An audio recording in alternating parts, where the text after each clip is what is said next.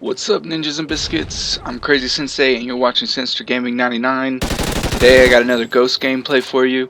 This is me rushing on Stonehaven with an SA-805. I'm rocking the red dot sight, or the reflex sight, whatever you want to call it, with the grip.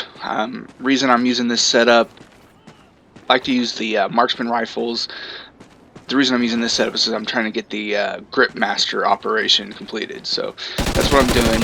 I decided to go ahead and rush on this map. This is really a great map for long distance encounters, so marksman rifles, sniper rifles, LMGs, they're going to be at home on this map. There's a lot of long distance encounters.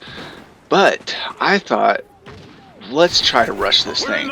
And the way I'm doing this is I'm pretty much staying behind cover, staying in high traffic areas, patrolling basically. I'm trying to get to where I don't get stuck in a long distance encounter where I've got a disadvantage. Now you will see me challenging this person right here, which I'm pretty sure was a sniper, and that was stupid because he definitely had the advantage, but I came out on top anyway. So the setup, I'm using mostly speed perks. I'm using focus, of course. Every class I make is going to have focus. I'm using, I don't know the name of the perks now. I haven't got it memorized or anything because I haven't played it, but for, a few days. But I'm using the perk that makes you aim faster, the perk that makes you move faster, the perk that makes you move faster while aiming, the one that makes you ADS faster, all that stuff. And I think I'm also using the one that makes it to where you're, when you kill somebody, the skull doesn't pop up on the map. So those are my favorite perks so far, and a lot of my classes tend to use those, even though long distance, more campy classes. But yeah, so what I'm doing, like I said, is I'm moving around the outside of the map. I'm going to high traffic locations. This is not a high traffic location, but a lot of my teammates are camping here, so I just throw down the vest here because I get experience points every time somebody grabs one of those vests, and everybody's trying to rank up as fast as they can. So I put that there, let that guy grab a bit of my vest, and I grab a bit of my vest. By the way, I'm rocking the support score streaks here. I'm trying to get the achievement for calling out like 120 SATCOMs for the support class. I already got the assault class, so I'm trying to work those operations, get as many squad points as I can. You know how it is. But the cool thing I didn't realize about this is, because I didn't play, Black Ops 2 was the first Call of Duty I played, so I didn't know that support score streaks your kills kept going up even though you died. I had no idea. So I was like, what the hell? I mean, later in this gameplay I get an Oracle, and I was like, there's no way I've been on a 14 kill streak, because I've died like 3 times in this. And I asked my friend, is that normal, or is this some kind of glitch? And he's like, no, that's normal. It was like that in Modern Warfare 2. I had no idea.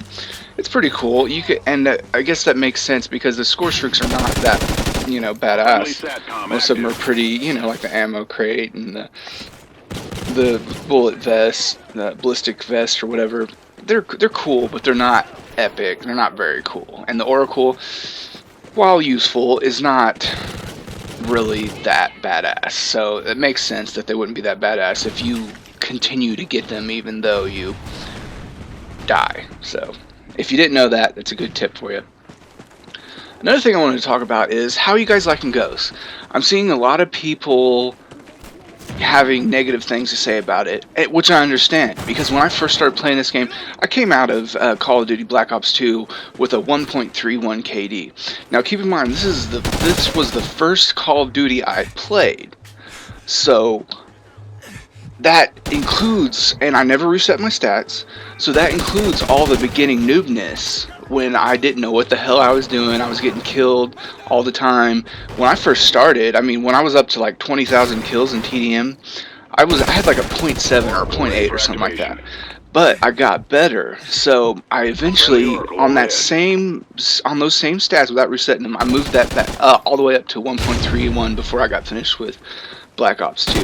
So I really put in time. I got a lot better.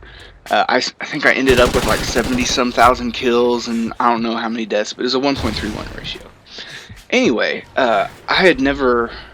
this is my second Call of Duty I've played, and one of the reasons I didn't like Call of Duty Black Ops 2 is because I didn't know what the hell I was doing. I was getting killed all the time. When I first started, I mean, when I was up to like 20,000 kills in TDM, I had like a 0.7 or a 0.8 or something like that. But I gradually, I think I died so much in the beginning is because it feels completely different. And I think that's what a lot of people are having trouble with. They expected, they're people, they're badass at Black Ops 2. They expected to come into Ghost and just be just running shit. But you come in and you just feel like a complete noob. Everything feels different. It feels like you kill faster. It feels like you get killed faster. I mean, everything's crazy and the game's so quiet. That's another thing. If you guys don't have a headset, you need to get one right away. It's going to put you at an extreme disadvantage. A lot of times you don't even need a UAV. If you're holding down an area, you just need to listen for footsteps. You may not be able to determine right away where exactly the footsteps are coming from. That'll take practice, but at least you'll know somebody's there and you'll know to be on your game for when that person comes around a corner or whatever. Another complaint I keep hearing, and I agree with, is the maps are a bit crazy. This map is huge. I mean, this is bigger than any map that was in Black Ops 2. That being said, I like this map, but it is huge, and it's not as crazy as some of the other maps, though. Maps like Sovereign, Chasm, these maps are huge. Well, Sovereign's pretty small, but they got so many nooks and crannies. It's not like with Black Ops 2 where you could hold down an area where you had just a few places where the enemies could be. The enemies could be anywhere. So it kind of forces you to be on your game. You can't just be rest assured that nobody's behind you or to your sides and look at one line of sight. You got to be watching your back because there's a million different ways they could come from or shoot you from, and that's a little bit crazy. While I could see people making a case for it being more realistic that way, I don't think Call of Duty should even attempt to be realistic. What Call of Duty excels at is being an arcade shooter, and I think that's what it should stick to. A lot of people say that Call of Duty is like a sport, and I can see why it feels like it's a sport. I mean, it's not realistic. It gives you a set of rules, a set of boundaries to work within, and it's a very competitive environment, and it should stick with that. I don't think it should try to go for realism, and I don't really necessarily think they're trying to go for realism. I'm not really sure what they're thinking with these really hugely complicated maps, but they're here, and we got to deal with them. Now, when I first started, I think I mentioned this, I sucked. I was looking at like 0.7 KDs my first few games. Actually, my first game I went 18-8, but that was when everybody was a noob. But I played that one game, I uploaded a video that night and went to sleep the next day. By the time I woke up the next day, everybody was badass, it seemed. I was going negative every game, and that lasted for probably about 7 games. But once I started to get to know the maps and started to get a feel for the game, I got back up again. And now I'm looking at a KD. Right now my KD is 1.51. So it does get better. I came from a point, here I am, I'm out of ammo. Support class is useful, my friends. One of my friends dropped a ammo crate right there, saved my ass.